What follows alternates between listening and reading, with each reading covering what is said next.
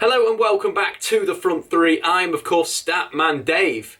And this is Tactics Explained, the weekly show where we're going to be diving into tactics around the footballing world. So in this week's episode we're going to be talking Pep Guardiola and how he's done at Manchester City so far. We're going to go through his tactics, the 4-3-3 started with, then the 3-2-4-1, and then we're going to finish off with potentially where he is right now and the new system that he played against West Ham United. First up, we're going to talk 4-3-3. Pretty much the default formation for Pep Guardiola. He played it at Barcelona to great effect with Lionel Messi as a false nine, then over in Bavaria at Bayern Munich with Lewandowski as the focal point.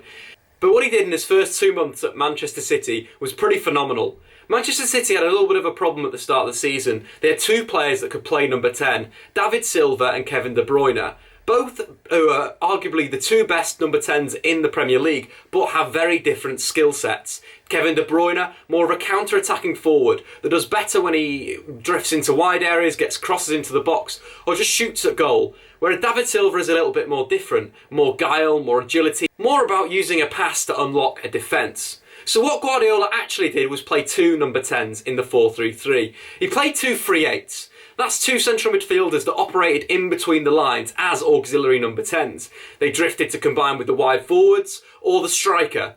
How this differs from a traditional 4-3-3 is you usually expect those two central midfielders to potentially be goal side of the opposition's midfield, receive the ball, then get their head up and play those passes. But what Guardiola was doing was getting those two players to play in between the lines, and it was absolutely fantastic. City were top of the league after 2 months of the season. De Bruyne had created more chances than any other City player, but registered more assists than any other Premier League player. In terms of David Silva, he was completing passes in the final third for fun, and City was so dominant and so difficult to play against. One game that stands out that shows off this system is the game against Manchester United away at Old Trafford. City going on to win the game 2-1. United just couldn't deal with David Silva and Kevin De Bruyne getting in between the lines. The space in front of the back four for United was far too big, and De Bruyne and Silva had an absolute field day, with Kevin De Bruyne picking up the man of the match performance with a goal and an assist. A problem then arose for Pep Guardiola with Gundogan coming back from injury, meaning that City had 6 players that potentially they had to shoehorn into the first team. You're thinking Leroy Sané, Raheem Sterling, Kevin De Bruyne, Silva, Aguero and of course Gundogan. What Guardiola did was he went back to his playbook that he had in Bavaria, and that was the 3-2-4-1, a formation that worked for Bayern Munich against the weaker teams, with Guardiola being able to play Lewandowski, Thomas Muller, Douglas Costa, Kingsley Coman and Arjen Robben in the same side. So that's what he did. Guardiola switched to a 3-2-4-1. This worked out in terms of possession and domination of the ball, but it opened up City on the counter-attack. They're really vulnerable in the wide areas to the left of the left centre-back and the right of the right centre-back in their back three. This used to work at Bayern Munich because Pep used to play fullbacks in central midfield. You're thinking David Alaba or Philipp Lahm. They used to excel at bringing the ball forward from their fullback position. So when they were pushed into midfield, again, they were so comfortable. But in the transition, what it meant was either if Alaba or Lahm were playing in central midfield, they could easily drop back into a natural fullback position and make a back four with a defensive midfielder in front. Unfortunately for Pep Guardiola, in the transition, the two City players, Fernandinho and Gundogan, couldn't fulfil this duty. Teams like Southampton, teams like Everton expose City in a very simple way. They'd have a quick, tricky winger that would go wide and pull City's back three out of position, and then they'd cross the ball to a big target man. And City struggled. They went on a run of games where they didn't pick up the 3 points. They either drew or lost the games. Again, Guardiola had to go back to the chalkboard. He had to draw his formations out, see which players fit, and see if he could build a system. The issue in Manchester City this season is the fullback area, and that is well documented. But what Guardiola has done with this new formation, for me, is ingenious. He's moved to a 4-4-2 diamond. Having toyed with the formation before when City were a goal down against Tottenham and other games in the Premier League, Guardiola finally started with the 4-4-2 diamond against West Ham in the FA Cup, and City were absolutely fantastic, probably the best performance of the season. But what this 4-4-2 diamond does is it means that a number of players can get in the side but also play their favoured position.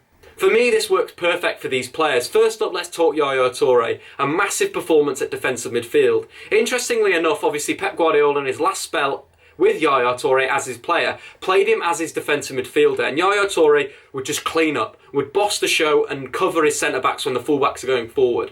And that's where City have been caught out a number of times, both when playing a back three, but also sometimes when they're playing a back four, is that spacing behind. And I feel like what Yaya Toure is doing in front of Otamendi and John Stones is giving them a great shield. Two big tackles that Yaya Toure won against West Ham were in the middle of the park. Fernandinho has been playing the holding role for Manchester City this season, but has picked up 3 red cards in his last 5 games. So maybe Guardiola moving back to Yaya Toure, moving back to that calmness and that ability to read the play and make the tackle at the right time could be a great option for Manchester City. But also in an attacking sense, only John Stones and Otamendi completed more passes than the big Ivory Coast international.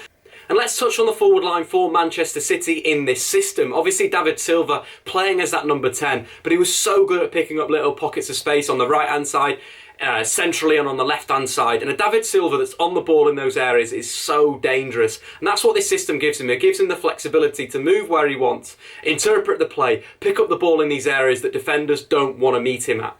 Right, let's move on to the forwards. Both were fantastic at maintaining the width in the final third. Sterling drifting onto that left-hand side, but Aguero drifting onto the right. And Aguero had his best performance in recent months, both in an attacking sense, but also a defensive sense. Only Otamendi made more tackles against West Ham than Sergio Aguero, and his work rate was fantastic, and Pep Guardiola is going to be happy about that. But also in attacking sense, when he's spinning out wide, you go to the Silva goal. It was brilliant play from Sergio Aguero. Drifted to the right wing, played a simple ball inside for Raheem Sterling, and then Sterling driving into the penalty area, back post to Silva. Silva, a lovely finish, back inside, puts the ball in the back of net. But it all comes from Aguero's drifting to that right wing, and that's what I feel this system does. City aren't playing with wingers, but their 2 strikers will become wingers. This is sort of a little bit like Lionel Messi playing as a false 9 with Silva in there and then the 2 forwards in Pedro and David Villa. So this system for City could be absolutely perfect. We're thinking about variation in this system. Obviously with Gundogan out injured right now, he could easily come in and replace Zabaleta or even Fernandinho if you want to have a little bit more tackling and aggression in there. In terms of rotation of the forwards, Leroy Sané has played some of his best football centrally as well as Nolito. For me, this formation puts Manchester City in such a competitive position going into the second half of the Premier League season. The one thing though that Guardiola really does miss is 2 elite fullbacks, and that's something that he's definitely got to address in January, if not in the summer. But anyway guys, I've been Statman Dave on the front 3. I hope you've enjoyed this little snippet about Pep Guardiola's Manchester City this season. In the comments below, I want to know, who do you think Manchester City should sign at fullback to push them to the next level? But anyway guys, see you later, enjoy your week.